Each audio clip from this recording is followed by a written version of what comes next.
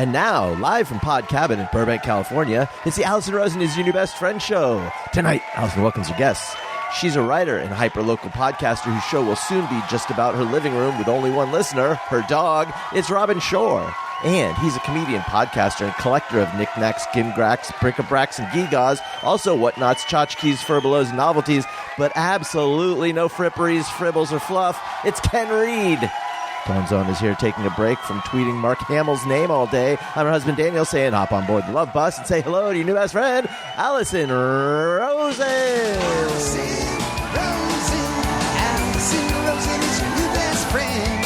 Allison, with her good times never end. Allison Rosen, doing the wavy pencil dance again. Allison Rosen. Allison's your new best friend.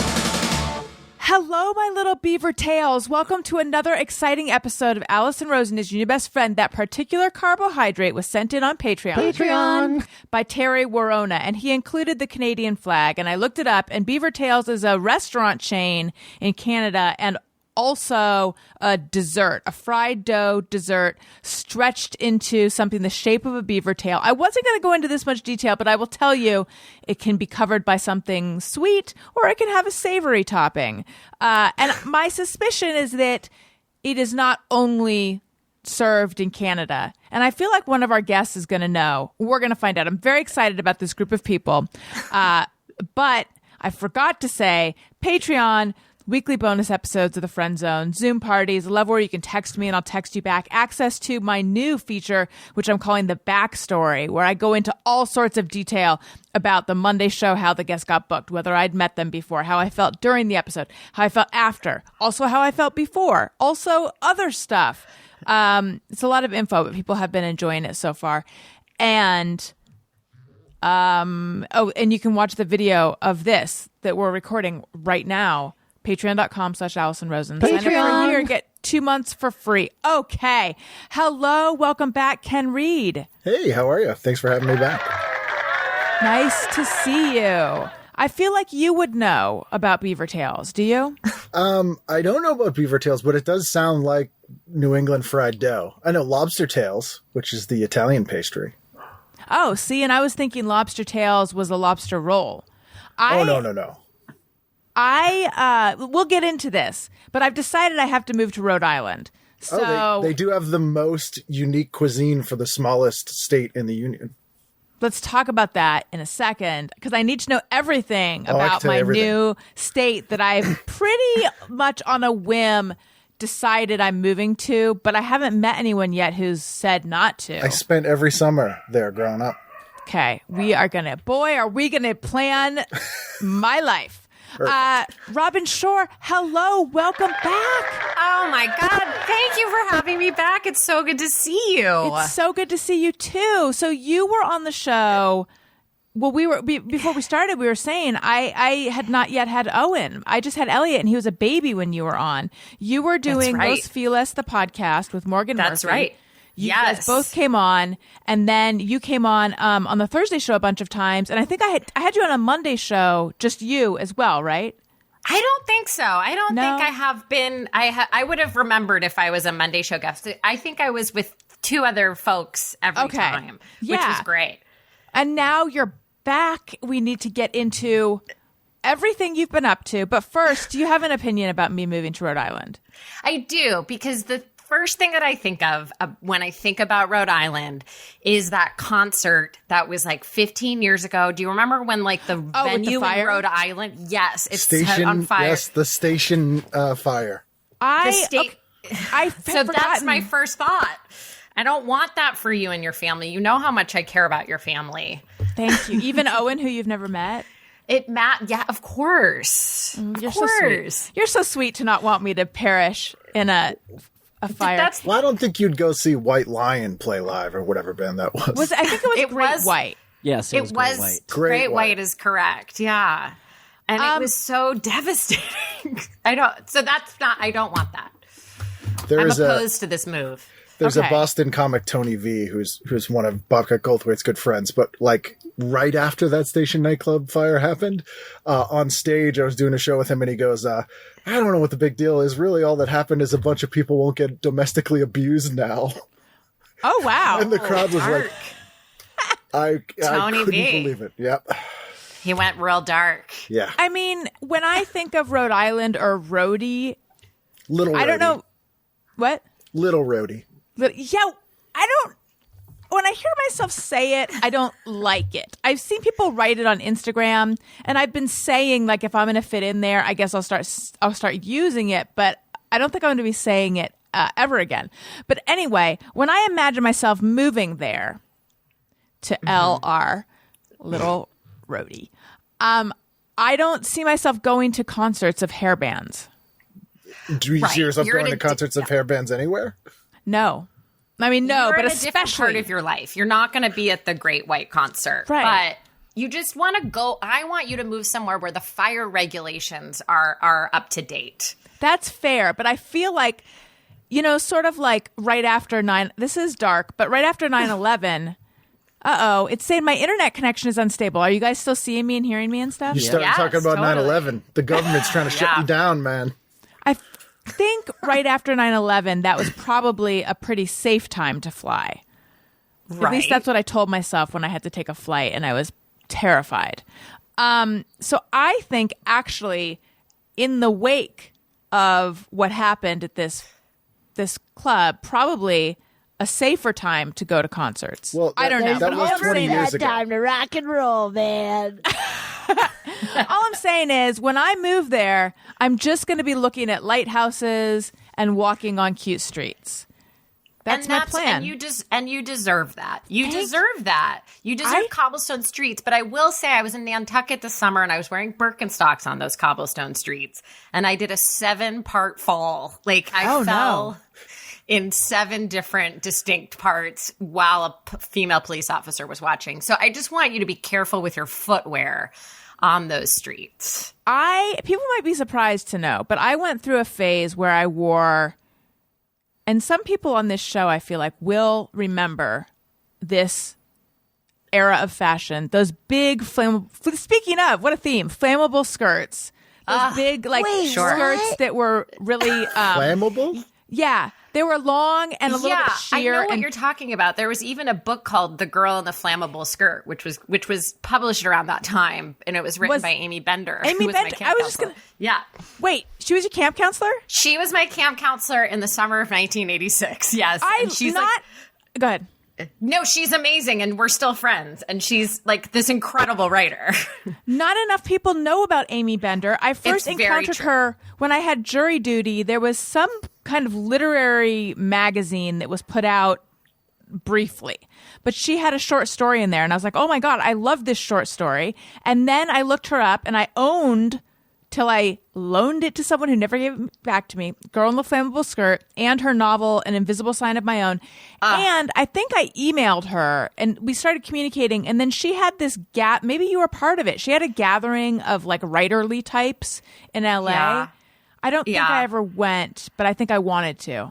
I don't think I ever went, but ironically, she used to live right around where you used to live. You guys were neighbors, basically. Isn't that crazy? I didn't even know that. Yeah. This is crazy. Wow. But anyway, I used to wear these. So they were popular skirts. Yeah. And then it turned out that they were flammable. But I wore them anyway. And I would pair them with clogs. And I remember eating shit on cobblestones once. So I'm just saying I know what you're talking about. So if I move to Rhode Island, I'll be careful and I won't wear clogs or Birkenstocks. You really got to protect yourselves. We as Californians don't understand such an ancient street that was literally put in hundreds of years ago, but so long ago. There's Is 3 it- distinct sections of Rhode Island, though. So if you were living like southern Rhode Island, that's like the beach community. You're probably going to avoid those. Or like Providence, you're going to encounter them. But then like North Rhode Island is just like white trash and like disused warehouses. It's just like urban blight. It's basically like the Industrial Revolution post-apocalypse. That's what North Rhode Island is like. Oh my gosh. Is that how? Chamber of Commerce should use that. Oh yeah, Yes. they can have that. What's a disused warehouse? So there used to actually fun Rhode Island fact. The world's first discount department store, Ann and Hope, started in northern Rhode Island. And before that, all department stores you would go and there'd be a guy behind the counter and they would get all the stuff for you. Oh, yeah. Ann and Hope was the first store where you got your own stuff. And the guy who started Walmart went and undercover got a job at Ann and Hope for like 6 months and took notes for Walmart. But where Ann and Hope started, because they used to manufacture a lot of their own stuff, they started as a fabric company. So there was a lot of textile companies in North Rhode Island. Now they're all gone. So it just looks like mid-century schools with broken windows and brick buildings that are sort of half falling apart. It looks sort of very Eastern Europe, pre-communist revolution. Picturesque. Now that is corporate espionage, is it not? I believe it is. I'm still stuck on the fact that there's 3 distinct parts to such a small place. Yeah. yeah. Can you stand in all of them at once? Oh, Almost. great Depends question. on how flexible you are. Well, I couldn't, but my kids could. You know what? I haven't said hello and welcome to Tony Thaxton yet. And Tony, I don't know if you noticed this on last week's Instagram post, but now I have someone who's noting the time that I introduce you, the time code. We're on the clock. Hello. Hello. I did see one of those, and I found that amusing. It was great because he said, "Sorry, now I've opened the door and now I slammed it in your face real fast." I'm used to He it. said he's the Jess Flowers of Tony introductions. Jess Flowers being the carb czar. So that just tickled me. I loved it. Hello, Tony. You were saying. Hello. I have 2 things right away. Okay. One, I realized once we started, Robin, not only have you and I met before, I have What? been to your home. You have? Wait, what? Tell me everything. What are you talking about? I used to, oh man, now I'm blanking on their name. I used to do some occasional work, like fill-in work sometimes for the, this is what I'm blanking on, the network that Los Feliz the podcast was on. Yeah, of course. I knew your name sounded familiar, but it's been so long. We were on All Things Comedy, but then we were also on it's not the Rick and Morty podcast network. It was Harmontown. Yes, Starburns. That's exactly. I don't Was know it why I for couldn't pull that. Starburns? Yes. Well, thank you for doing that, Tony. You did a great job, and I hope we were nice to you. You were, and again, Okay. there's no reason. It was one time. There's no reason to remember that, but it just No, like, I do remember as we it started, I was now, like, oh actually. yes, okay, yes. Yeah. How many podcast producers do people have in their home, Tony? I mean, I don't know. I Hundreds? can't answer that. More than 2? You have to let Allison and Robin answer that. I don't know. I've had 2 in my home. That's We it. only had 3. 1. You're talking about at the same time? Oh no, I've only ever had 1 at the same time. Oh, Right. But all Yeah. told, I feel like maybe I'm forgetting someone, but I believe I've had 3 just in my life, in my Yeah. home. Yeah, same. I would say same. Yeah. Counting Yeah. Tony or not counting Tony? Counting Tony. For both of you? 3 for Yeah. me. 3 for me. Or is it like, because we're ladies, you got to times it by 3? Yep. And then cut it in half, and there's your pay. They got 7 podcast producers in there. Yeah. Okay. A lot has come up. I'm just trying to figure out where I want to go with all this. What about Tony's okay. shirt? He's got some bomb pops on there. It's looking good.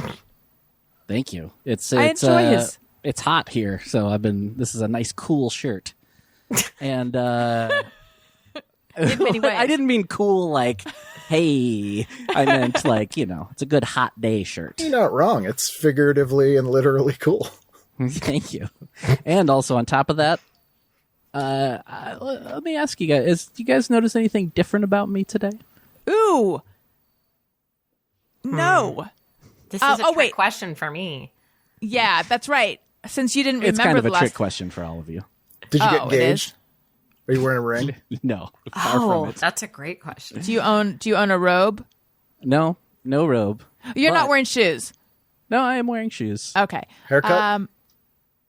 No. Brows done. No. Did you get a facial? No. You got it's not actually about my physical appearance. Is it about the space? Your voice is higher. Your voice You're is on higher. a new med.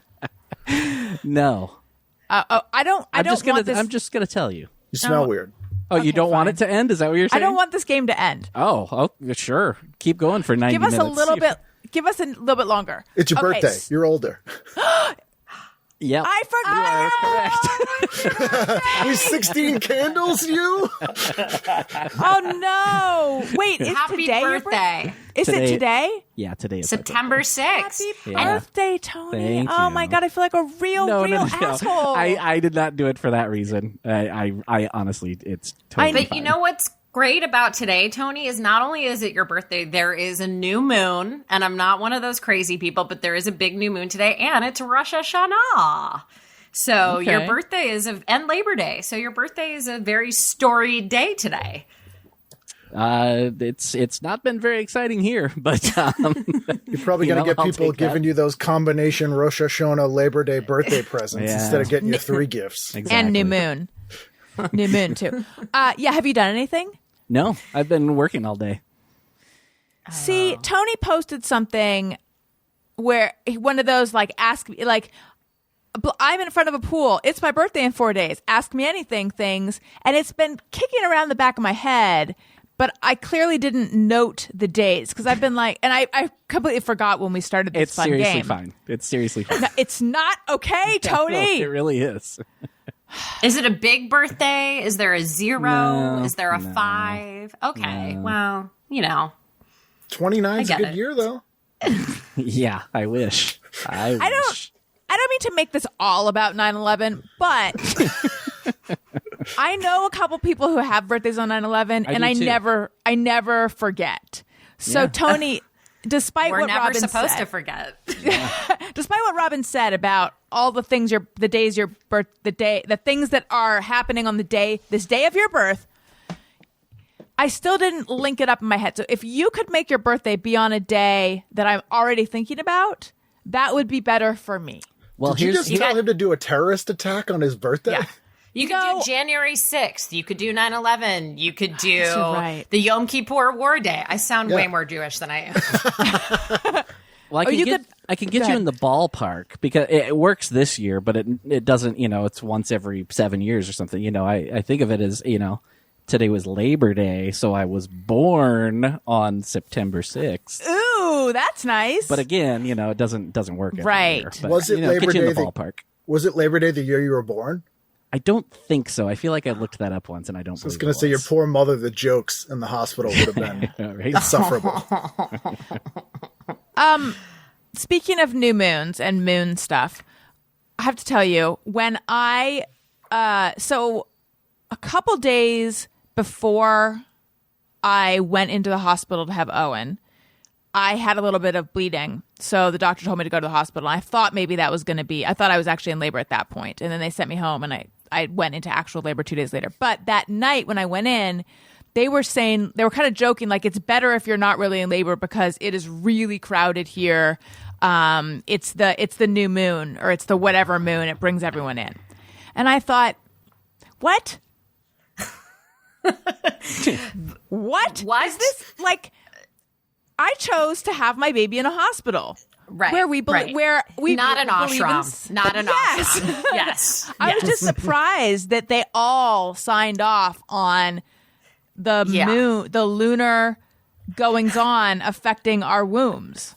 To me, it's a little bit of a stretch, but at the same time, it's not, because it's the tide and it's the moon. And I have a neighbor who creeps around at night only on the full moon and on new moons. He's a werewolf? He is a lovely, lovely man who stands in the window as we walk the dog at night and just jumps out of the window to see if we're there. And it's really scary, but he only does it on a new moon or a full moon. It brings out, people come out for it. I don't know why. That's That where is lunatic comes from. True. Correct. Yes. True. So, Robin, you Yes. and I rekindled our friendship because Our best friendship. because you used to do voiceover stuff. I did. And I forget how this even happened, but I think I remember. Yeah. I remember. Okay, you tell it then. It was, I put on Instagram stories randomly, and you were very supportive of this, but it was a video of me just doing this. Living spaces. Yes. Wait, hang on 1 second. Tony has something. Tony Thaxton. Oh my God, that's amazing. Tony Thaxton. Yes. And you encouraged me to like start doing voiceover again. I said, oh my God. Oh, wait, do it again. Living spaces. No, that was too high. Living spaces. And I was like, oh my God, did you actually do the voiceover? And you said you didn't. And I'm like, but you used to do voiceover, right? And then I said, something you said made me feel that it would be appropriate to say to you, you should start doing it again. You should reach out to your agent. And then I said that like I used to have a voiceover agent and I think I was terrible back then, but I took a voiceover class and I really feel like now I would know what I'm doing. Yes. And for 6 to 7 years now, I've been tempted to reach back out to that, I'm exaggerating, to that agent, but I just can't bring myself to. But then I think we were going to challenge each other to reach out to our agents. But then you just posted in a story, hey, I would like to get back into voiceover or whatever. So you never reached out, did you? No, I did. Here's what happened. Oh, I think I took the Living Spaces video because you inspired me so much, and I tagged my old voiceover agent, Mark Measures, and I tagged him. He was at Abrams Artists, and I think he's in a new place now. So I tagged him, and all he wrote back was, "Haven't been at Abrams in 7 years," and that was it. That was it. I never heard from him again. I used to do animation. I did commercial, and then I got busy with other stuff, but it is so much fun to do. And you absolutely need to do it, Allison. You absolutely need to do it. Thank you. Yeah. I should, at least I should email the guy and then he can write back and blow me off like Mark Measures seems to have done to you. But then, nothing ventured, nothing gained. I feel like your effort to get back in can't just stop here, though, because you have a whole body of work. You can do the living space. Didn't you do Dove or something like that? I did Biore. Beauty starts here. Yeah. It was a campaign that was like, there are over 20,000 pores on your face. But the thing is, it would require me to find all of those clips because I was so lazy back then, and it was almost pre-internet in a way. And so in order to get an agent, I would have to show them I know that the Biore stuff is on YouTube, but everything else that I did is like in Disney animation somewhere. I don't know. So I'd love to get back into it. And by the way, if anyone's listening, this nasal register that I'm at is not typically what I use for my voiceovers. Unless that is what people are looking to hire. Yeah. In which case, that is what she does. Right. But we usually go somewhere down here. In the beauty markets, it's somewhere down here. But thank you for pushing me. I needed the nudge. You're welcome. So Ken. Yes. You have a custom IFB, which I forget what it stands for, but it's like it's an earpiece, and it's what it's what people who do live TV use. It's not custom. I mean, I don't right. even... It's not custom. Oh, moving on. Yeah, I mean, it's Tony, and I called you Donnie, and I don't know why. Tony, the birthday boy, does have a custom earpiece. We'll get to that in a moment. Stage monitor kind of thing. Yeah. In the monitors. Yeah. Yeah. This is literally just like I won't be able to hear you, but it's just like a little earpiece thing. You get them on Amazon. They're like $5. But you know what the coolest thing is that I want to say is anytime a performer's on stage and they have those things in their ears, I mean, I know this is for news, and then they just rip them out. Yeah. They rip them out because something in the sound isn't right, and then they have to continue singing. It's the new best. Pull your glasses off. Yeah. Ben Platt was on America's Got Talent the other night. He ripped it out of and then it's just hanging there, and it looks really cool. Yeah. Or like on a TV show where it's a newscaster and they're just going to go rogue. Mm-hmm. They're not going to listen to their producer anymore. Yeah. Right. Get out of my ear. Ah! Yeah. Right. Yeah. So Ken, you decided to get this expensive piece of equipment because you were tired of the look of headphones? Yeah, I didn't need full headphones on, like, because if I'm doing, I don't need to hear stereo sound if I'm just talking to people. Right. It's smart. I didn't know they were only $5. Oh yeah, you have to get like a long cord that are like another $5, and then it's good. Yeah, back in my going on live news days, I would just I was always impressed with people who brought their own IFB. Oh yeah, you don't want to use people who bring their else's. own bowling ball. Yeah, or like their own microphone now. In stand-up, you bring your own mic now. You do? Oh yeah, you don't want to use someone else's like germ-ridden mic. That makes sense, but wow. I am off my game. Ken, have you been doing stand-up? No, it's been quite a while. I really haven't left my house much since I did your show in person in March 2020. Like literally, like maybe an hour every now and then. Mm-hmm. Because I had a moment, I don't know, 6 weeks or so of going out, and then people who were vaccinated started getting breakthrough infections. A lot of people near me, and then I was like, okay, I don't feel like it's responsible to put 5 people in a small room where we're all going to for sure be sharing each other's air. Yeah, it doesn't seem worth it. It's just been shut down 2.0 ever since then. But so many people, our own Tony included, and I don't say that. I'm not shaming him. Trying to say that. I'm not trying to shame you, but so many people are out and about doing things, and they seem to be fine. Yeah, I don't like. It's odd in that this is the longest I've gone without doing stand up in 20 years, and it's the longest I've gone without being on stage since I was 15, and I think the previous record was 2 weeks. But also it is making me realize that, like, I'll see on Instagram people posting like, I'm killing it at McDougal's Irish Mexican bar stand-up show. And it's like a little, guitar amp microphone, no people. And I'm like, you're doing that in a global pandemic. Like that was bad without the apocalypse. And then you still, like, that seems not worth it. Like, I just haven't found anything that seems worth it to me. But I also don't know what would be worth getting me out of the house these days. Right. I know, it's interesting. What about you, Robin? You're currently across the country where you went for a wedding. I went to a wedding that I wasn't invited to. And then I'm here at my sister's house. I am with you guys. I'm with both of you in that when I am home in Los Angeles, I don't like to go out. And we were at the wedding last night. People were doing karaoke and passing around the microphone. And I was like, everybody stop. That made me very nervous. So I've been flying. I have been flying around, but I am incredibly scared of it. And in my head, I'm still like, I'm not going to get it. You know how you think what is it? Delusions of grandeur. Like, I'm totally not going to get it. It won't happen to me. Yeah, it won't happen to me. But we're just being as careful as we can. But I have no desire to like be in a club right now or anywhere really, except where I am. So this wedding, Westchester. Yes. This wedding that you sort of crashed, you said, and you have to explain how this happened. You said that a dress code was picnic chic. Picnic chic, yes. Please explain this. I wish I could explain it.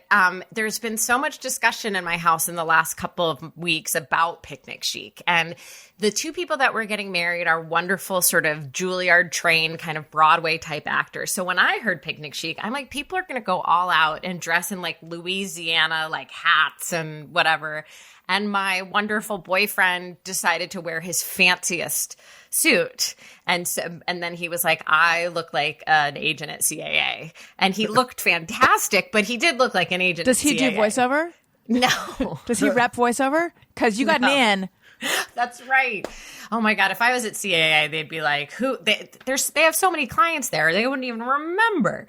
But But yeah, so when I went, I was invited to the very tail end of the party because of COVID restrictions. There weren't a lot of plus ones, and this was a couple that I didn't know prior to my boyfriend.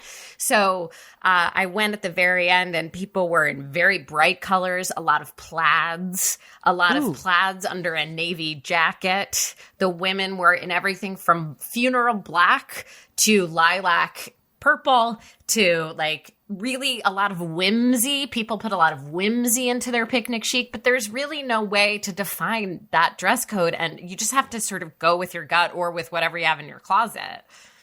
You could go Yogi Bear and just wear a little fedora and a necktie and nothing else. That'd be awesome. Yeah.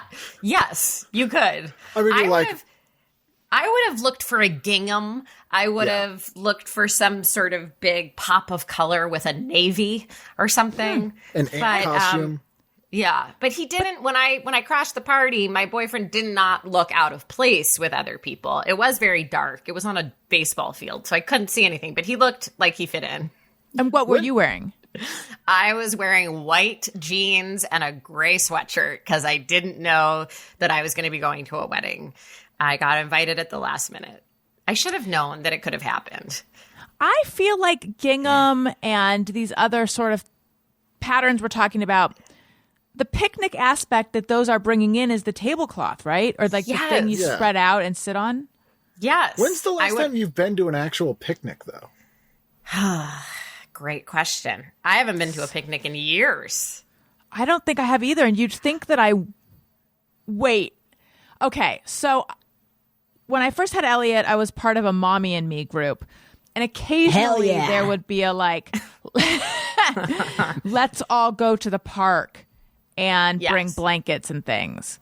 So that's picnic adjacent, but not true picnicking. But it had the unpleasantness of a picnic, which for me is sitting on the ground trying not to spill sticky stuff on myself and feeling kind of messy and hot. And trying to eat elegantly. I actually think it comes to mind now. About 3 years ago, I went on a blind date that was a picnic. It was like, let's meet in Griffith Park at the benches and just eat our lunches. And I was like, that's low stress. Okay. And it was fine. But I don't remember what I wore because I didn't know I had to be chic. Yeah. Yeah. Is that what people mean when they say PC? Yes. Yes. Yes. Tony, weigh in on picnics, please. I couldn't tell you the last time I was at a picnic. I don't know if I have literally anything I can add other than calling myself out. One of my jobs in working on this show is taking notes, and I was taking note, and when you said picnic chic, my dumb brain for a second spelled it SHIEK.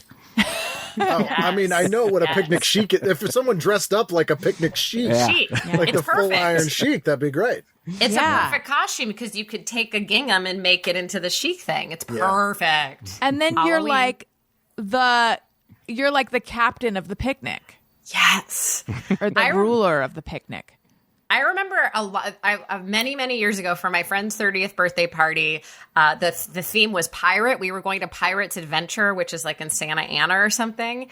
And my friend Ike everyone's dressed as a pirate. Everyone's dressed as a pirate. And Ike Barinholtz walks in dressed as a pilot. And he spent the whole night going, I heard wrong. I heard wrong.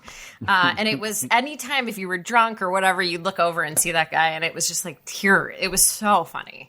Did he legitimately hear wrong or was he doing a bit? He was doing a bit. Okay, because I was going to say that's a plot point of Pirates of Penzance. Oh, it is? Yeah, because the guy's father wanted him to be a pilot, but his nanny was like hard of hearing or something. By the way, I don't think people say hard of hearing anymore. But back in the time of this musical, they did. And she misheard, and she thought that the father wanted him to be a pirate. I bet you, I will ask him, but I bet you so much money that that's where he got the idea from. I can see him being a Pirates of Penzance fan.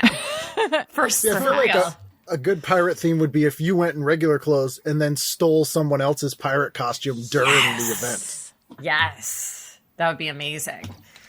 Pirates of Penzance, can I say one thing about it very quickly? You can say two things and take a long time. When I was like 4 or 5 years old, my mom got tickets to Pirates of Penzance at the Pantages Theater, which we know and love. And like right before the curtain went up, it was like, we have an announcement. Andy Gibb will not be playing whatever part he was. It was Andy Gibb and Pam Dauber. I know, right? Wait, was that the zipper coming up or going down? That was a record scratch. No, it was a zipper going up, right? I thought it was. Did you really legitimately think that? I thought, look, Andy Gibb is a hunk, so I thought it was someone's fly going down or maybe finding out that he's not going to be in it, you're zipping your fly back up. You just piloted that sound effect. Yeah. Oh, my gosh. So Andy Gibb, my mom went, oh no, because she had gone there to see Andy Gibb. This was the height of Andy Gibb, and I'm not kidding you, he was dead like a week later. Like sad. Oh, wow. It's a sad ending. But whenever I think of Pirates of Penzance, I think about Andy Gibb and how he died. Who was his understudy, though? I can't remember. I could look it up, but I can't remember. Let's just say Robert Guillaume. Okay, just for the hell of it. Great. Robert Guillaume, Benson. famous for playing Phantom. Yeah. Yes. I loved Phantom of the Opera. I never saw Pirates of Penzance. Well, the But eighth you know grade. it. I know it because at the private school that I went to from kindergarten through eighth, the eighth grade would put on a musical every year, and it was a big fucking deal. So I can tell you every single musical that they put on, and they put on Pirates of Penzance, and I was starstruck and taken in by these fabulous eighth graders. But I saw Phantom of the Opera at, I think, the Amundsen or the Dorothy Turner Pavilion or something. And man, I had a real big crush on Phantom. And I saw it like multiple times. Not that many, but more than once. And something my husband normally is on this show. We don't have childcare today, so he's watching the kids. But it turns out, and I don't know if he's cool with this being public or not, but oh well. The best things come after that. He also was super into Phantom. We share this. Do you role play? No. Oh my God, that would be exciting though. It's I an can easy see him thing to wearing role play. that Sarah Brightman outfit. He'd look good in it. Cool as fuck. Just for for the specific Phantom theater nerds out there, I've been thinking a lot about how, not a lot, but a fair amount about how Christine Daae, that's Sarah Brightman or whoever you saw. I saw someone named Dale someone, and she was very good. Yeah. She's wearing her outfit from the performance within the performance. And then she goes backstage, and that's when the Phantom shows up in the mirror and stuff. And when she's quote unquote backstage, she puts on this robe and like Tony, this is not of interest to you since you don't care for bathrobes, ties it around the other outfit she had been wearing, and it like fits perfectly. And I've just been thinking about that bit of costuming. It just fits perfect. Yeah. The main title song was ripped off from an Atari commercial about the game Centipede.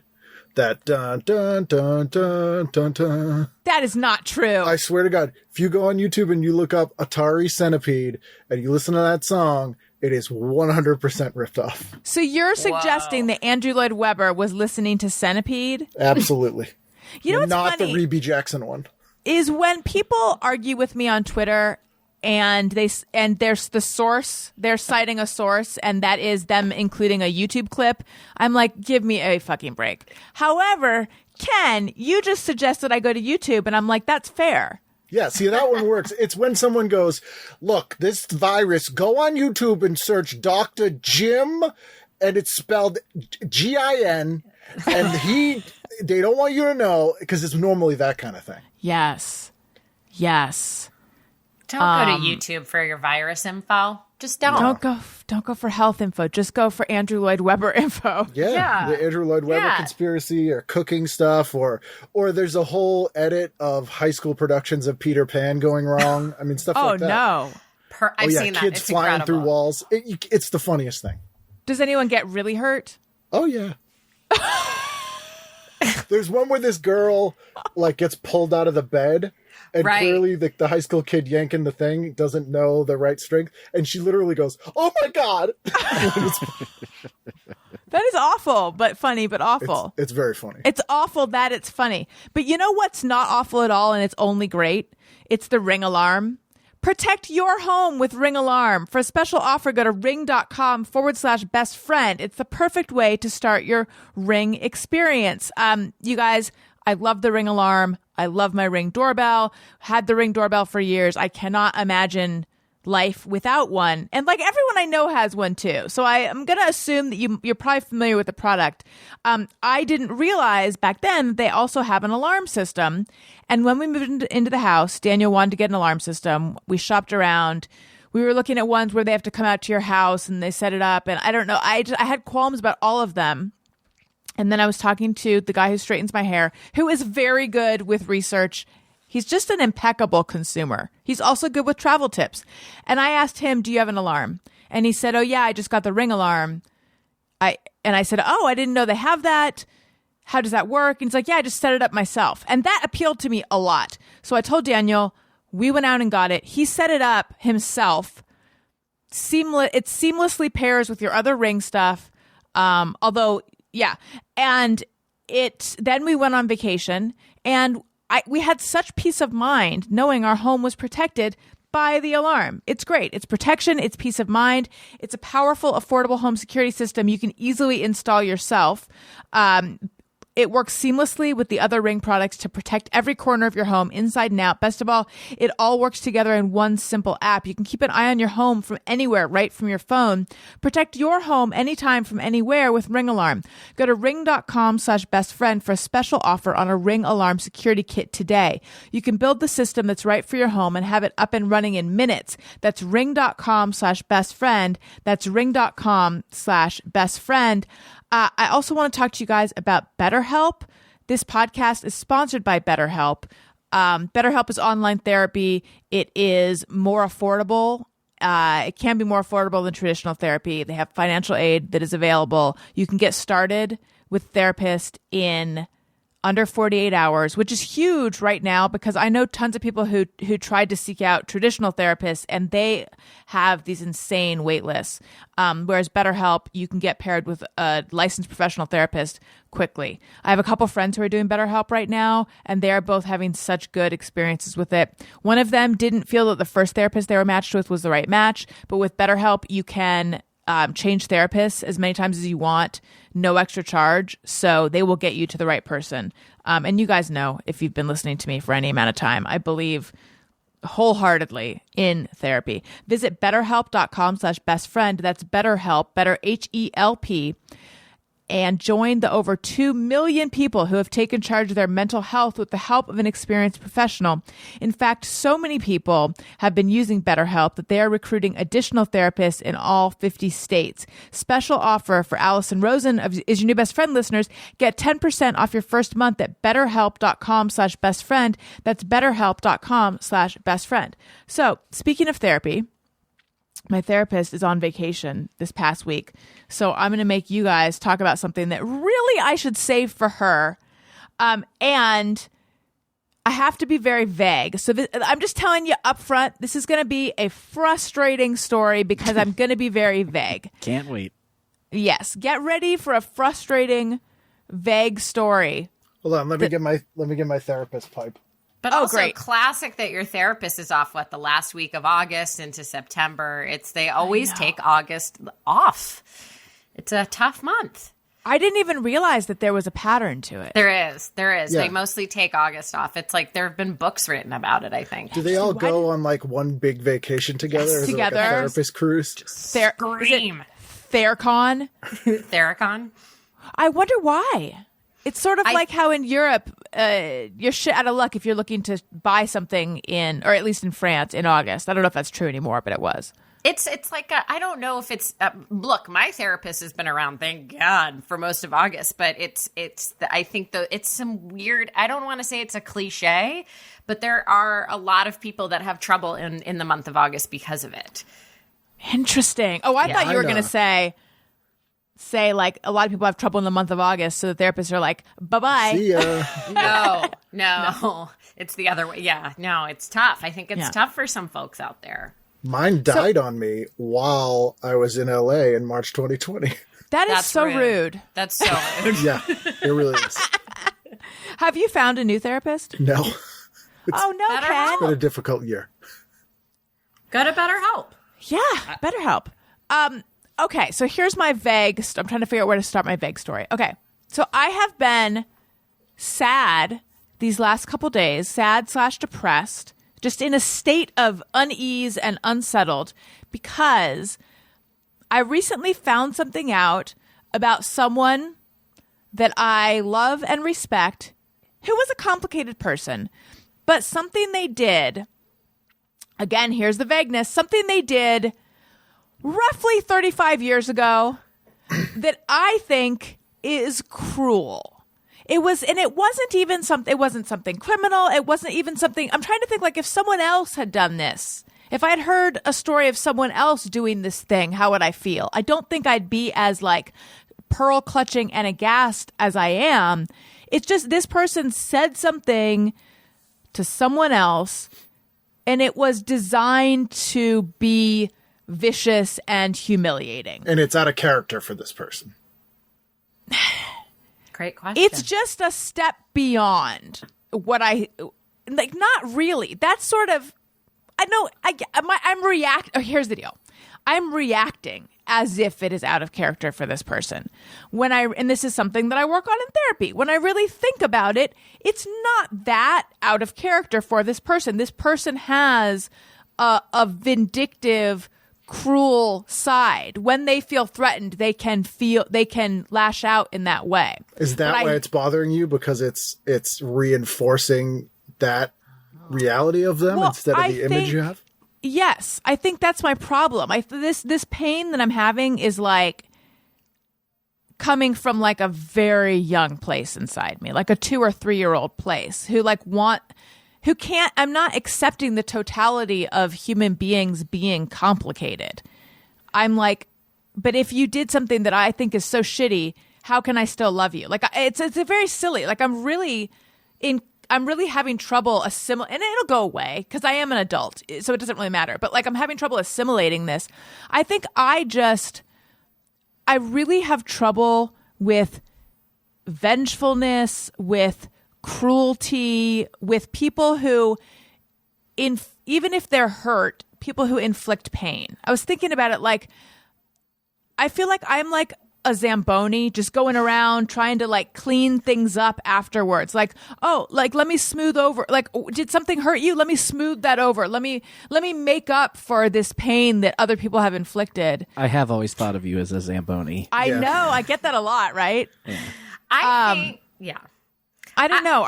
Go ahead. I think the need, and I'm going to say to you what my therapist would say to me, because I've brought a similar sort of issue to my therapist, which is I think that you have to take care of you first, whatever that looks like. So to me, when I hear the Zamboni illusion, I feel like that's taking care of other people, smoothing things down for other people. Yes. And you have to figure out what's best for you in the situation. Is it a boundary? Is it asking more questions about it to find out what that thing is? And then it also raises the question of like, do we hold people responsible for things that we know that they did 35 years ago that we just found out about? Let's just say they're not a famous person and it's not in their body of work and people didn't come forward about them. But it's a thing that happened that bothered you. So it's like That's did you the know, thing. this may give it away, but did you know them when this thing happened? Yes. Okay. And also, it's not exactly that I just found out. It was a story that I always knew about, and I don't know if you guys have this stuff too. There's plenty of stories that are sort of like rattling around my brain, but occasionally one will sort of get kicked up to the top, and I'm like, holy shit, did that really happen? That is so insane. So it was one of those. So then I brought it up to a compatriot of the person, shall we say. And I was like, did this really happen? And then I got some details and I was like, oh my God, it was like way worse than I realized. I feel like that may be part of it though, because you're experiencing it like you feel like you were there basically. Yeah. And didn't see it. So there's sort of a like a deception piece, or like you're rewriting your memory of a time, and that's more traumatic than just hearing about a thing that you weren't there for. Yes. I'm seeing it in a new way now through an adult's eyes and just like, what the fuck? But Robin, you had said like whatever the self-help is for me, if it's asking more questions. Yes, I would like to get a lot of clarity. Yeah. But I don't know that I can because I don't know how much this other person is going to like want to dredge it all up, you know? Right. It's like it could be true, but you have to be prepared to be, I mean, I'm really going to sound like I'm in therapy, prepared to be sort of re-wounded by it because you're going into the past. You're reaching back to something, a scab that not necessarily is healed for everybody, but it's a scab and something bad happened. Yeah. And I just feel like you have to really take care of yourself in that moment and be like, is this the best thing?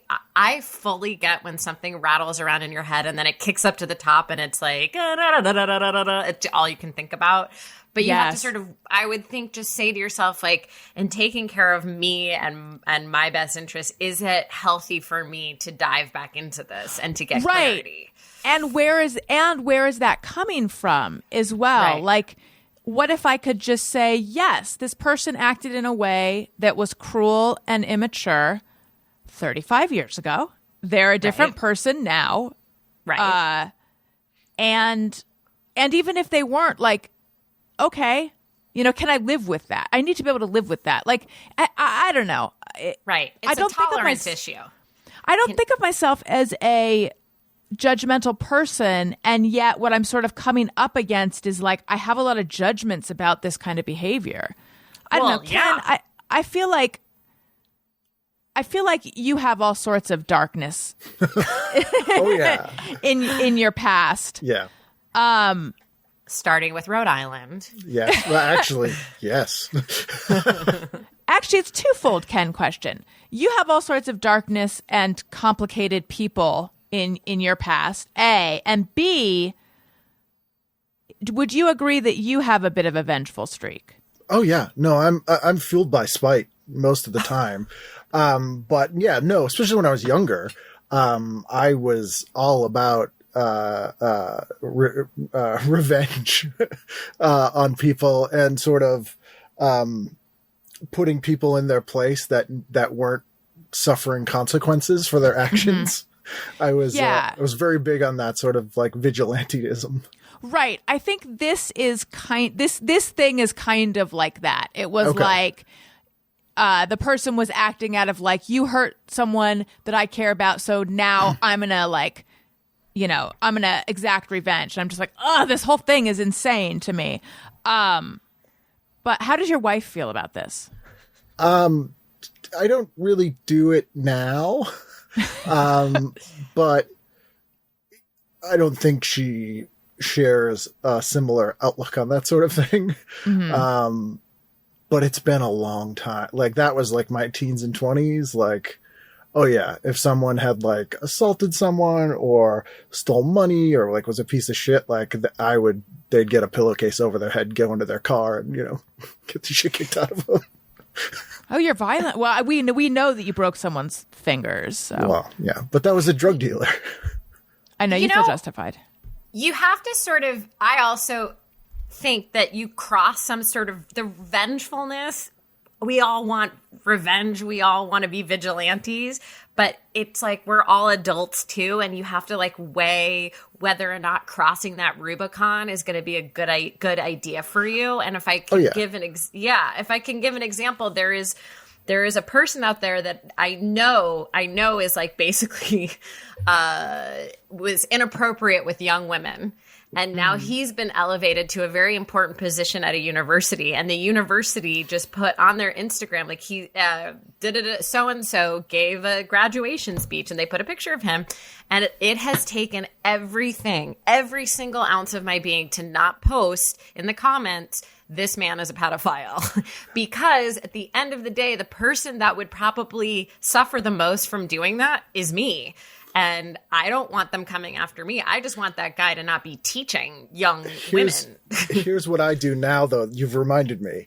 Like comedians or people that I know who are pieces of shit. Now what I do is behind the scenes, I get them kicked off shows. I get them fired from jobs. I get them sort of banned from conventions. And they never know why or that I did that. And it's like the only thing I can do, and to tell everyone like, oh, this guy is a piece of shit, or whatever. And like, I feel like that seems like a healthy way to do that, I guess. Like the whisper networks, the whisper. Yeah. But would that be vengeance enough for you, Allison? Oh, see, I'm very anti-vengeance. It scares me. Yeah, it scares me too. It frightens me, probably because I grew up around people who maybe didn't enact it, but definitely like wanted vengeance and believed in it. So I am always like, just forgive, just forgive, just forgive. That being said, there was a guy that I worked with at a magazine who we disliked each other, which felt unjust. It felt like only I should get to dislike him. And I remember thinking, it's finally happened. I finally met the person who, if he was broken down on the side of the road, I wouldn't help him. Because my thing has always been, and this is also coming from a young, non-nuanced place, but my thing has just been like, be nice all the time, always to everyone. That's just the right way to be. Like, there's too much cruelty in the world. But again, that's coming from like, that's like I was 5 when I decided that's how I am. Right. See, I have a people should be better off for having known you life theory. Mm-hmm. And I justify some of that with some of these people by suffering consequences for things are ultimately better off themselves. Yeah. And if they keep going unchecked, like that's not good for them. I'm not like I'm being altruistic, because a lot of these people, like, I do enjoy watching them get fired from jobs and, suffer consequences for things that they've done. But ultimately, like, that is beneficial to them. Like to be like, oh, maybe I shouldn't be a piece of shit. So, Robin, this guy that got elevated to this position, do other people know about him? Absolutely. Okay. Absolutely. And yeah. Because a little bit I'm hearing it thinking like, but maybe it would help if people knew, because you don't want to endanger more his students or something. But you're saying it's out there, it's known. It's out there, it's known, and now he is in such a position of power in this little tiny structure of power that he's found himself in, that me posting that, I just don't know. And also, it's like, it seems like a thing that an unstable person would do. Like in my most unstable, unregulated state, I would post that. You don't want to get sucked into it too, because it doesn't directly involve you. Not anymore. And so, I just kind of put it in a box, and every single time, and maybe this would be helpful to you, but every single time I think I get like in a rage spiral about doing it, I will contact a friend who knew him and say, should I do this? Like, I'm going to do it right now. And they're like, it's just going to fuck everything up for you. And I like to go to bed at night knowing that I haven't intentionally fucked up anything. You want to feel like you're clean in that sense. So, and I think you and I are similar in that way of like, we just don't want anything hanging over our heads. Yeah. But it does sound like maybe a come to Jesus, really honest conversation needs to happen, where you need to hear their side of the story, and you need to say, oh, okay, well, this is how it makes me feel. Even 35 years later, it makes me feel really crummy. Right. And that way you could get maybe you may not get exactly what you want from the situation, but you will have expressed yourself and taken up space in this thing that has taken up space in your head. Yeah. I just think it would help me, or maybe I'm trying to avoid having conversations that are tough, but I think it would help me if I could just accept that people are complicated and they have aspects of themselves that I don't like, and that's okay. And we're never going to change them. Right. We aren't, And some things are situational and like in moments as well. I mean, obviously I don't know the details here, but it sometimes I have to put things in perspective that, nothing's almost a one-time thing, but like, a situation is unique. Yeah. I guess. Yeah. You'll feel it in your gut in your bones when the time is right to talk. But I do think you need to process this with that person if it's possible. Because talking to the compatriots is helpful in collecting data, so to speak. But I think the only true healing will come when you sort of lay out on the table, like, this is how this makes me feel. And then that person could absorb that and say, this is how this makes me feel. Right. But have you ever encountered a situation where you do that kind of thing and then the person's like, what are you talking about? Right. What? Yeah, in general. Or like, that wasn't a big deal. I don't even remember that. Right. Oh, that is such a There's crusher. there's a lot of stonewalling that could happen. Yeah. Yes, you have to be prepared for that. That's why you got to take care of yourself in this situation. Right. Because you're not going to get what you need from the other person. Right. That's why I'm trying to like process in therapy and now on my show. I love it. And I will take the copay. We're bridging that moment between August and September when the therapist may not be back. That's right. Thank you. Tony, what about you? Do you struggle with wanting people to be a certain way and then being like, but you're not? A little bit. I think I'm very similar to you with everything you said, really. I think I would be having the same thoughts. The only thing really I can add is that for my birthday, I would like you to tell us who it was and what they did. It's his birthday, Allison. Oh my God, it's I the have boy's to do birthday. it. It's a I new have moon. to do it. If you don't do it in 35 years, I'm going to be bothered by If you you not don't doing do it, When you remember Rosh this, Hashanah will not happen. That's right. There will be That's no right. Jewish New That Year. moon's going to get old. Ken, just periodically you're going to be like, remember that time that she told a really amorphous, vague story and we all talked around it, but we don't really know what it was about, and I you'll have thought I knew normalized it. And then one day it'll be like, did that really happen? I need clarity. Yeah. Yeah. You're going to be like, who are you? Why are you calling me on my boat that we all live on now? Because there's no more land.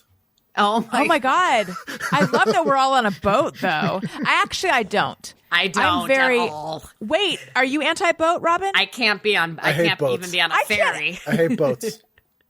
We're I hate the boats. same. We're the same. I can't. I don't know. I if it- can't. I physically cannot. I can't even It's be on a 2021. kayak. Why do we I need get- to be on a boat? There's no need I for get it. seasick. So Yeah, you too? seasick. Yeah. And you know what? I want to make an appeal to all the people out there that think they're being helpful and saying, what about the patches behind the ear? What about the wristbands? What about the Dramamine? Those don't help a very deeply seasick person, but it is why I watch Below Deck religiously, because it's like fantasy TV for me. It's a life I'll never have. They're also implying that you really want to be on that boat if you could just get over the seasickness. Correct. I imagine that's probably not the case. It's not because you're out at sea, and what if you decide, this isn't for me, I want to go back? It's like not your call. It's There's not sea your call. creatures. There's sea creatures under there. Stuff smells like chum. Yeah. Like weird things happen in international waters. Like, Okay. Yeah. Is that reason for me not to move to Rhode? No, see, it's good because unless you're going to Block Island, which you could take a helicopter to or a plane, which I also don't think I do helicopters, but I hear what you're saying. helicopters Yeah. are scary. But Rhode Island does have a beautiful shore, beautiful beaches. You don't have to get on a boat. Love it. Tony, are you a boat defender? I wouldn't say I defend them. I'm not as anti as you guys are, but I'm certainly not going to defend them either. Old boat shoe I have- Staxton over here. Yeah. I've thought about going on a cruise. Seems like one of the most awful ideas to me. Like it seems terrifying to me. It's like a prison. Can you let my mother and stepfather know that? Because they have one booked for next year, and we don't know how to tell them that that's probably not going to happen. Like how our cruise is going to anyway. How our cruise is going to happen. Yeah, like, especially when they're like, the thing about the cruise that's great, aside from being locked into a building with these people, is their buffets. It's not even so much that you're locked in there. For me, it's like the fact that there's parts where you're just like in the middle of the ocean. Yep. And if something were like, because I find the ocean, I will Terrifying. get in the ocean, but I'm not a huge fan. And I mostly find it terrifying. I once got trapped in a school of bluefish on Cape Cod, and I don't know if you've ever seen bluefish. They sound nice, but they look like barracudas. And as a kid, I had read that, and this is true, they have an anticoagulant in their saliva. So when they bite you, you just bleed to death. And I had kind of swum out too far, and there was this fisherman. He goes, "Hey, kid, get out of here, this bluefish. And he pulled up this like coelacanth looking monster, and I panicked and started sinking, and someone had to dive in and save me. Oh my God. God, that is horrible. It all sounds awful. It was terrible. Yeah, I'm not big on. I was going to say scuba diving. Of course, I'm not into. I'm not big on snorkeling.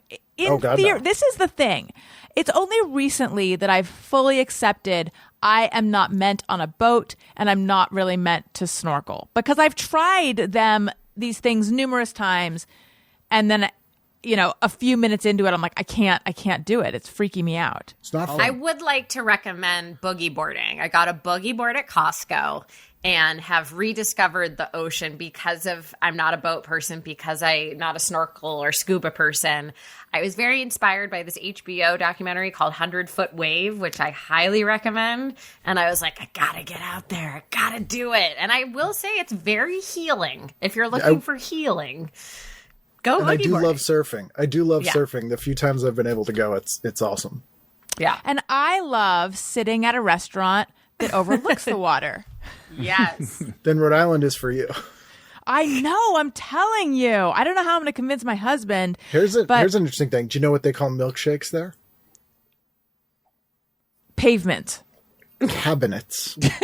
Wait, what? Are you thinking of concretes? Yes. But what is a concrete? And also, why do they call them cabinets? There's a lot of weird stuff going on with dairy, because Rhode Island also has something called coffee milk.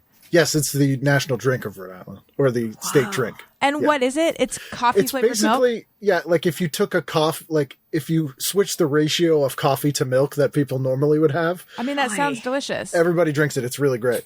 They also have, when I was growing up, if you went and ordered pizza in Rhode Island, what you would get is room temperature square pizza with just tomato sauce and some sprinkled Parmesan cheese. Wow. I feel like that's got to have changed in all this Yeah, time. now if you want that, you have to specifically order. They call it either pizza strips or party pizza, which just seems Gross. ironic. But yeah, that was Rhode Island pizza. I don't know. Yeah, I'm there's not some interesting hearing a food there. lot that is going to work for you, Alice. How about this? You'll love this. There was a chain that died and then came back of religious coffee shops called Bess Eaton. That was all over Rhode Island, and all the donuts were named after like apostles, and they were like Oh, I like that a lot. religious things on the cups, except their iced coffee, which literally came in a bucket and is called the Tank. And I remember I went there with my wife once, and she ordered it, and she was like, "Oh my God," because it was so big. And then the lady working there goes, "It's the Tank." Like, There used to be a lot more novelty restaurant items, I feel like. Yeah. Like, does anyone here remember Bobby McGee's? Yes. No. I had a birthday there, I think. Yes, I did too. Multiple birthdays. I think it had to have been a chain. I don't know if it was did it just have Southern the California. Did it Yeah, it have must have the been shoe regional you or drank something. out of a shoe or something? Yes. So first of all, the waiters, so the servers dressed as characters. So like you'd be Yes. served by Indiana Jones, and you could order your drink. For kids, it was a virgin strawberry daiquiri or strawberry banana daiquiri or something. Yes. And Yes. you could order it. It would come in a novelty toilet, sink, ladies' boot, Ladies' boot. cactus, or just boot, I think. Yes. Man's boot. COVID lockdowns aren't that bad. Well, it was very fun as a kid to have your birthday there. But you know what else is great? Queen of segues! Feels. Feels is CBD. Feels has been great at putting my mind at ease and helping combat my nervousness throughout the day. Unlike some other products that help achieve this, Feels is all natural, which I absolutely love. Feels is a premium CBD that will help you to keep your head clear and to feel your best. It's hassle-free, delivered directly to your door. I have tried some other CBDs and I felt very altered from them in a way that I didn't want to. Whereas Feels, no pun, feels very, it just you just feel relaxed from it. You don't feel the stuff that you don't want to feel.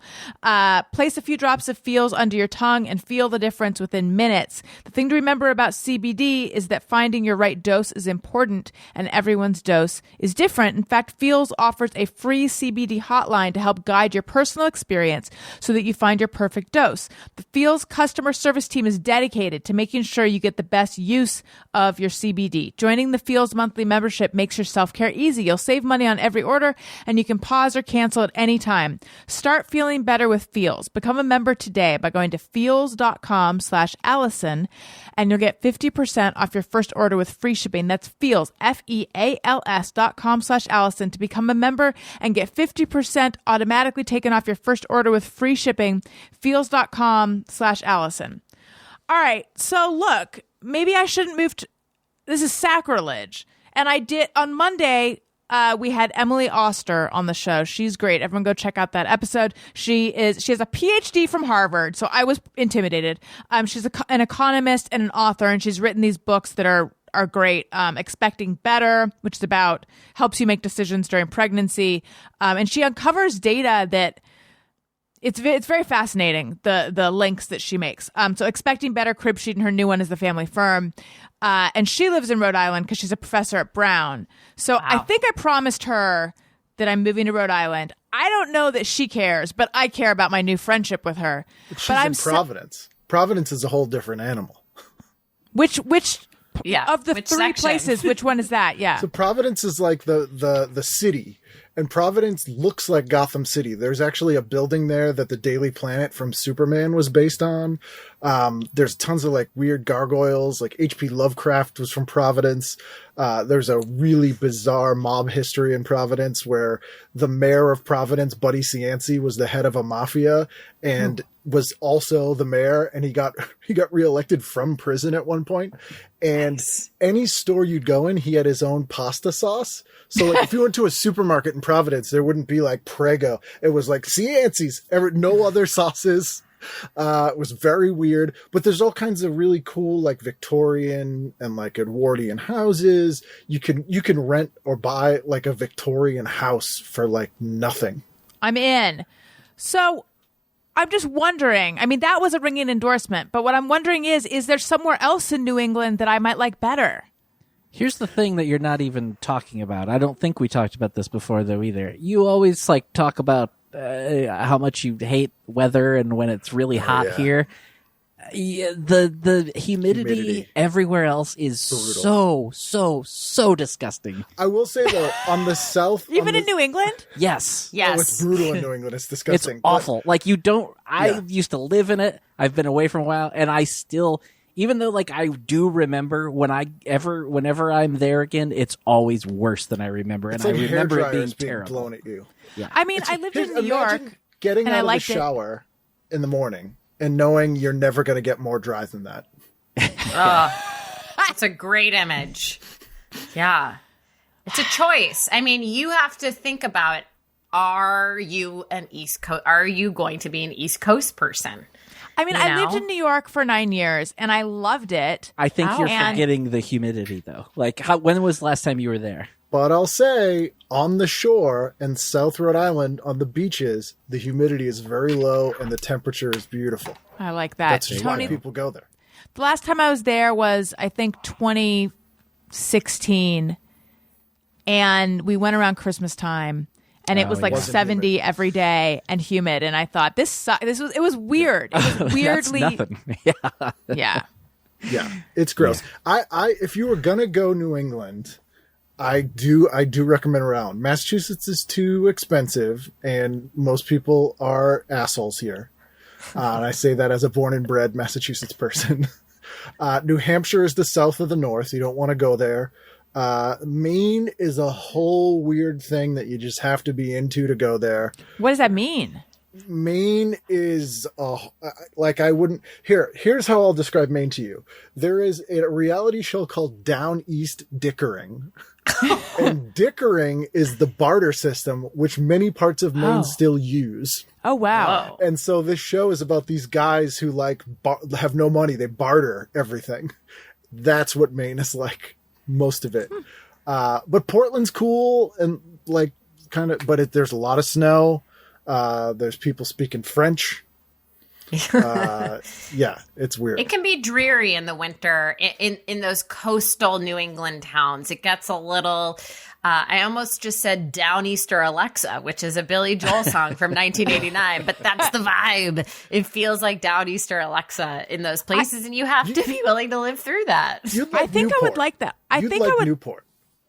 Newport Roadie? You would love Newport, Rhode Island, yeah. I think I would. There. I enjoy dreariness. I enjoy drizzle and gray, and it's the heat I don't like, and humidity. It's worth it for the autumn. Like, as an inner goth kid, the October country of the autumn is kind of what you get through the summer for.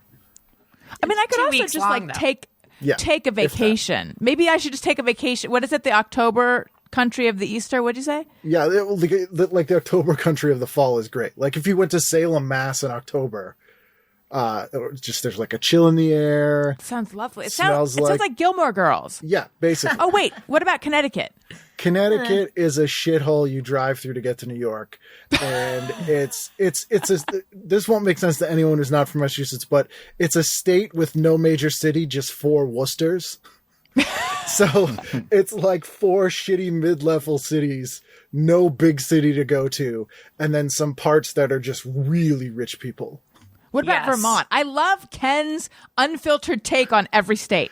Vermont's weird. There's a lot of hippies there, so if you can deal with that, I'm not. I wore a huge flammable fan. skirts. I mean, no, this is a whole different level of hippie. This is I make my own deodorant out of beeswax that I collect myself kind of people. So if you can stand people who smell like Italian subs most of the time, and white people with dreadlocks, then most of Vermont is pretty good. If you don't sounds like my college. Yeah. If you don't like skiing, there's not a ton to do there. It's very nature based. Yes. Yeah. But there's a couple cool cities there, but it feels very remote. Everywhere in Vermont feels like you have to drive for hours if you need to get anything. But as recently, I want to say I was in Vermont in 2018, and I feel like as recently as 2016 or 2017, they were paying people $20,000 to move to Vermont. Move there. They are still, yeah. Yeah. Yeah. And you had you could keep your job, and obviously this is pre-pandemic, but you could keep your job, but had to work remotely. You had to which was a thing back then to get approval for, unlike now. And that's a pretty good deal for a lot of people. They want you to move there. And it's like getting a pay raise. Like if you worked in LA and you do that same job and work remote in Vermont, that's like a 25% pay raise, basically.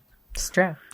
Wait, why are they needing people so badly? They lose a lot of New England states. We lose population every year. Massachusetts, our population's gone down every year. Vermont, it goes down every year because young people who grow up there don't want to live there. That is what happens, and they leave and don't come back. This is kind of me with Southern California, even though the truth is I have roots here at this point. I don't really see us picking up and moving to Rhode Island as much as I really want to do it, sort of. Do you like fried clams? No. Love them. Is that the only food they have? No, they have tons of good food. You said they have the most diverse cuisine. Oh, yeah. You get coffee milk. You have a thing called New York Way System hot dogs. Doesn't make any sense. It's only in Rhode Island. It's called New York System, and it's this weird meat sauce that they put on hot dogs. Is it good? Snapchat. Let's see. Can you get artificial sweetener there? Of course. Yeah. Do they have decent? Do they have? Do they have decent hospitals? Yes, they have excellent hospitals because there's a lot of New England pinnacle of medicine hospitals there. A lot of people do their residencies. The food is actually amazing because there's Johnson & Wales there. There's a ton of culinary institutes, and it was such a depressed city, Providence, especially after sort of mid-century, that all the arts and sort of food places went there because you could open a restaurant really cheap and do whatever you want. And so some of the best food in New England is in Providence. The best donut shop I've ever been to is in Providence. Sold. I'm doing it. You heard it here. Not first, because I've been saying this on all my podcasts, but do you guys want to do some Just Mirror? Oh, wait. I think we should just mirror everyone. But first, I need to say hello and welcome to my new Patreon people. Allison special people out there who signed up to be new patrons. Patreon.com/AllisonRosen. All right. Hello and welcome to Rochelle Medusa Vamp. And I was like, what a crazy last name. And then I realized that's probably not her true last name, Medusa Vamp. But I could be How wrong. long did it take you to come to that conclusion? Longer than you'd think. I'm crazy. But if it is her last name. That is a cool last name. Yes. She signed up for an annual subscription. Richard signed up for an annual subscription. Anna Q increased her pledge, and Lisa Roberts signed up for an annual subscription. Amazing. Is that me saying that? No, I said amazing. Oh, She was doing a voiceover of you. Amazing. I thought that was a drop, and I thought it might have been me. That's just so weird. It sounded so much like me, to me, at least. Okay. Was that Tony singing the song, by the way? Yes, it is. Amazing. Amazing. Amazing. Thank you. Give that boy Yeah. a birthday. Tony, I'm gonna make you play the Beans jingle because it's a work of art. So Daniel occasionally does a segment called Daniel's Cool Beans where he reviews beans. He hasn't done it in a while, but I believe Daniel is going to be the next Monday show guest. So I have alerted him that it would be great if he could put together a Daniel's Cool Beans. So let's hear the jingle, please. Black beans, kidney beans, pinto beans, and lima beans, red beans, mung beans, navy beans, and fava beans. Really be nice or really be mean. It's time for Daniel's Cool Beans. I just love it so much. It's very 90s indie rock. Also, that is my wheelhouse. Everyone, go check out the Monday show that Tony was on recently. The feedback has been overwhelmingly nice and positive.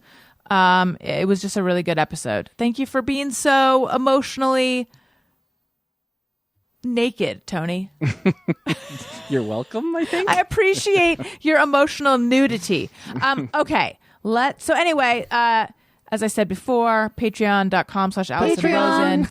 Sign up for an annual subscription and get 2 months free. That's a good deal. Okay, let's do some Just Me or Everyone. Sometimes I ponder on something I have thought or done. Is it just me or everyone? All right.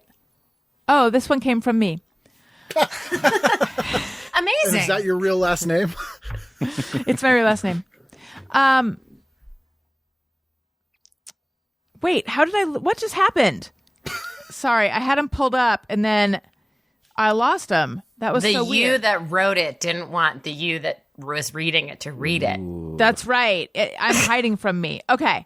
If I had it to do over again, I would have bought queen size pillows. Just me or everyone. I'm coming out of the gate with a hot pillow take. You know Versus how pillows king or standard? are versus standard. I should have clarified that. I bought some standard size pillows and 19? yeah, for my extra long twin bed. And I was laying on the pillow thinking, there's not enough pillow meat on either side of my shoulders. What did I do? What have I done to us? Us being Daniel and me. I really bought them for him. I bought him a 2-pack of pillows because he's been complaining about how our pillows suck. And so I bought him a 2-pack of really nice pillows and I couldn't decide what size. And I got the standard. And then I have stolen one, but I wish they were queen. Where did you guys come down? Always go king, even if you Really? have a That's a king-size lot of bed. that's a lot of pillow. Yeah, but it's like you're- so much pillow. We you're don't have making up- pillowcases to accommodate. Well, you have to splurge on the bigger pillowcases, but you're bringing your bed up to a better level. Even if you don't have a king size bed, you can have king size pillows. I mean, we do have a king size bed, and so we go 3 across sometimes, and then it's like a pillow for Elijah. No, it's our dog or our son sometimes will sleep in that one. But yeah, I got that reference, the Elijah thank you, reference. thank you. Anyway, Robin, what size pillows do you have? Well, I definitely have queen size pillows, but I recently discovered I am a side sleeper, and there is a side sleeper pillow. So there's almost like a half moon built into the bottom of it, so that when you sleep, you're not scrunched. Yeah, and they it's make really it for like helped. pregnant women, I think, originally or something, right? Yeah. I have one. They're the best. They're the best. So I have found solace and sanctuary in this pillow because it fits everything I need to perfectly, because I don't wake up with like crazy neck pain anymore from scrunching. I want solace and sanctuary for my pillow. Or a You body want pillow. that. Or a knee pillow. But Daniel sleeps with like 19 pillows. I just need one good one or two. Yeah, I think you need to invest. It sounds like whatever size it is, you may need to do some investing in the pillow that works. What I saw was these pillows for side sleepers that have like a baffle in them. It's a little raised, but it's not a half moon.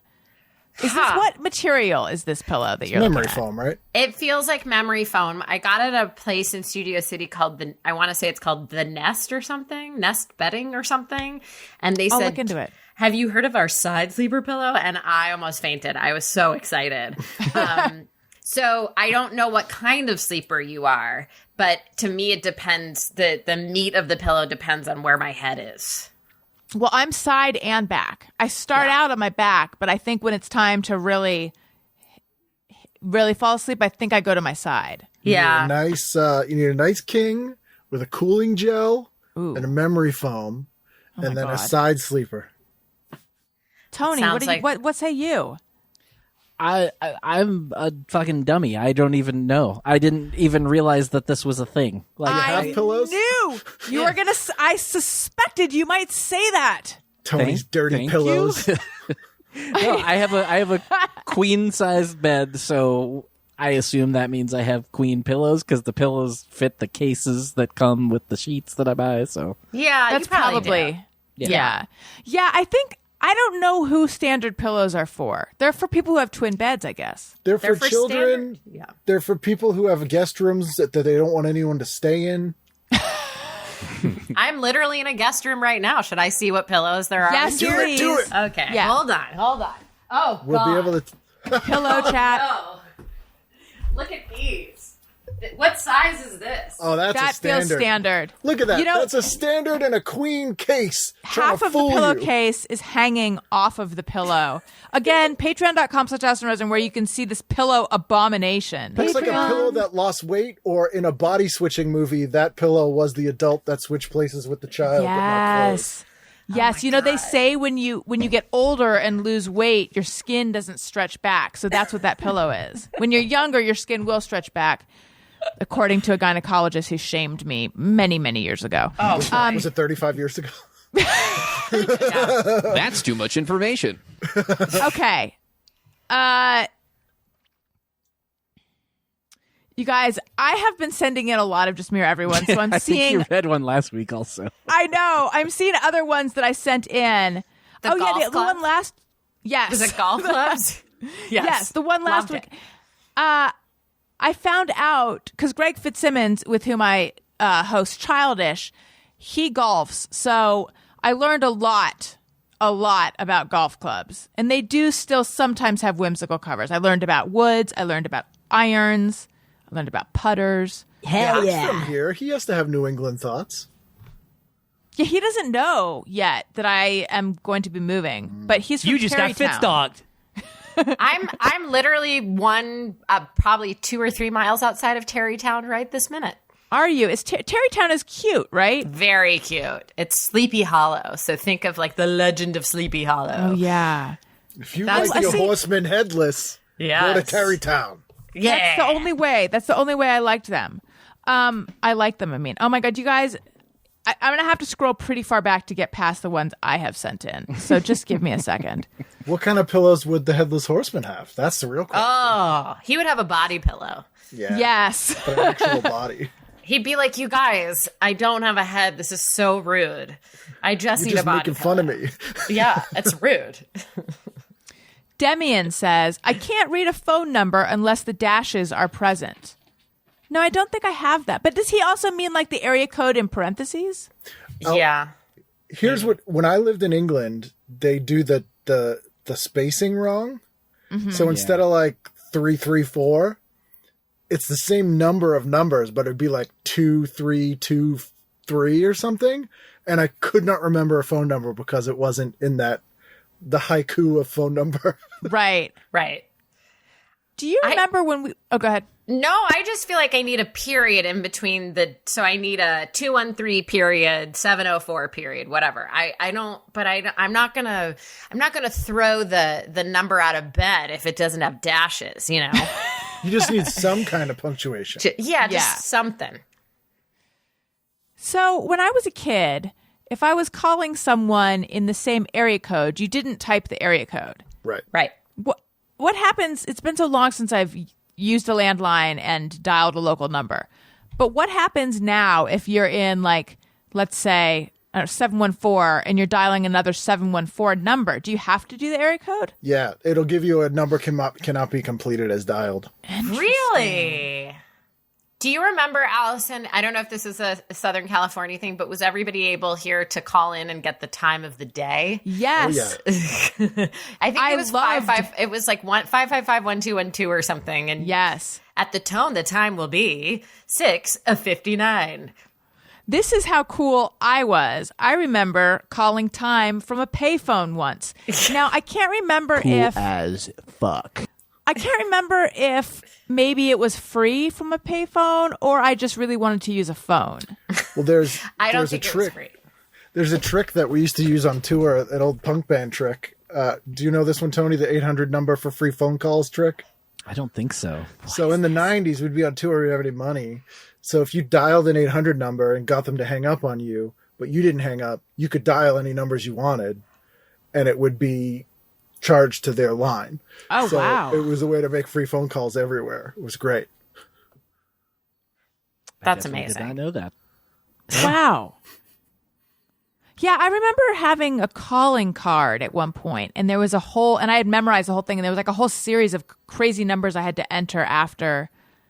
And stars. There was definitely a star Yes. in there. It was very confusing, those calling cards. Yes. I feel like Damien has to work this out. I feel like Damien has to just kind of go with the flow, because sometimes when you're dealing with an iPhone or a cell phone, there's not going to be those dashes. Adapt. Bring your own BYOP. Yeah. Bring your own phone number? Punctuation. Okay, Chode to Joy says, smooth pickle slices are too reminiscent of their cucumber origins, like eating meat when it still bleeds or looks like the animal it comes from. Just mirror everyone. Smooth. So he What are wants like the smooth? serrated, like the Yeah. ridges kind. I think he does. Here's the problem with those. They're almost always bread and butter pickles, and bread and butter pickles can fuck off. Wow. Oh, wow, Pickle tape. wow. Yeah. I mean, I'm not putting up with it. Tony, I feel like you should play the record scratch, which sounds like a zipper. Zip, flop, flop. Wait, are those bread and butter pickles? I'm putting my penis away. Wait, bread and butter are those the ones that are like fluorescent green, or are those the ones that are a little bit sweet? Sometimes they're called sweet pickles. Oh, okay. You know what? I always hated sweet pickles, always, and then I vile. sort of developed a taste for them, but I don't seek them out. But I'm okay with them, but like not on something. Nothing's worse than when you're like, oh, I'm gonna have a nice kosher dill, or you're like gonna go bite into something with pickles, and you're like, fucking sweet pickles. Does anybody used to feel remember the that way. Sweet Pickles van? Sweet pickles bus. Smart Sweet moms Pickles know bus. how kids' minds grow. Yeah. Sweet pickles. Pickles. Yeah, I remember the commercials. Yeah. What is this? I don't know. I don't know this. It Like was- a when learning Nickelodeon- system. Yeah, when Nickelodeon started, they wouldn't take commercials for toys or anything commercial. So they had like 4 ads. One of them was for these cards with like wolves on them and different animals.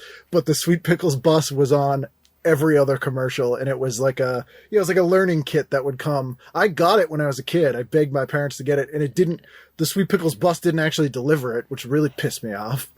It's a bait and switch. Liars. Yeah. Wait, Yeah. the cards with wolves, was that like it has feet like a duck, but it's furry? Yes. That's exactly it. What was it? Time Life Animal Collector. Something Tony, like do you that. know what I'm talking They about? have little facts on them. And the best thing with the Sweet Pickles commercial is there's 2 kids in it who are terrible actors. But this one girl goes, "Sweet Pickles is great." And then this the one thing I remember. Sweet Pickles is great. And then this other kid goes, "I think it's excellent." Oh, yes. I just remember thinking, yeah, you know it. I think if you saw it, Allison, you would totally remember it. Maybe. I do. I have faith. Yeah, and there was it was that and then an ad for some kind of Fraggle Rock books that they would have all the time where this kid goes, "Yay, Fraggles!" and then shuts the TV off for some reason and then reads these books about Fraggle Rock. Yeah, this is crazy.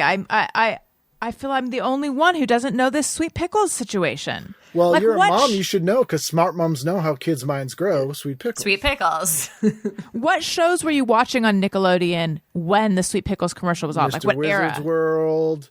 Out of Control. You can't do that. Out of Control. You can't do that on television. I love Special you can't do that on Delivery. Turkey TV. Yeah, Turkey TV. I remember. Turkey TV might have been after my time. I don't know Turkey TV. Yeah. It was a Turkey They weird- didn't even was- have turkeys when I was growing up. Yeah, we didn't get those till, 90? Was Salute Your Shorts Nickelodeon? Yes. That was 93. So listen, you guys, this has been delightful. It is now the time that we bring the show to a close. I have loved every minute of this. Thank you for indulging my Rhode Islandiana. Anytime. Rhodiana.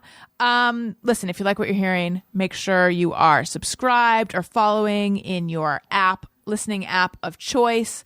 If you like what you're hearing, please leave us a nice comment. I read them on the show often. I'm overdue for reading them on the show. Leave us a nice comment in Apple Podcasts. Tell your friends. Follow me on social media at Allison Rosen on Twitter and Instagram. Again, Patreon. I've mentioned it so many times. Robin, where do we find you? What should we be on the lookout for? I'm mostly just on Instagram these days. It's just at Robin Shorr, ROBINSHORR. Excellent. Thank you so much for joining us from all the way across the country, which I didn't know until moments ago. I didn't want to make a thing of it. I just wanted to zoom in and zoom out. Whatever that means. This pandemic is perfect for you then. Ken, what about you? Still not doing stand-up, so I don't know when that'll happen again, but TV Guidance Counselor is still going. Next week's guest is Jackie Michelle Johnson, who listens to the show now. Awesome. Then I have director John Sayles did one, and a couple more good guests coming up, so you can go to tvguidancecounselor.com. That is awesome. And Tony, what about you? Well, speaking of Jackie Johnson, I'm on Twitter and Instagram at Tony Thaxton. and my Living podcast. Spaces. There you go. My podcast, Bizarre Albums, every Tuesday. And hey, if you live in Minneapolis this Friday, I'm playing there with Motion City Soundtrack at the Basilica Block Party. I don't know anything beyond that, so I only go to look it up. Majorapolis. Yeah, okay. Oh, that's fair. no. That's fair. Solid. Go ahead. No, that's it. That's all I was going to say. Thank you, everyone. Listeners, thank you for listening. I love you. You matter. Goodbye. Hey, do you know about the Allison Rosen show? We had a good time, but now we gotta go. Yeah, Allison Rosen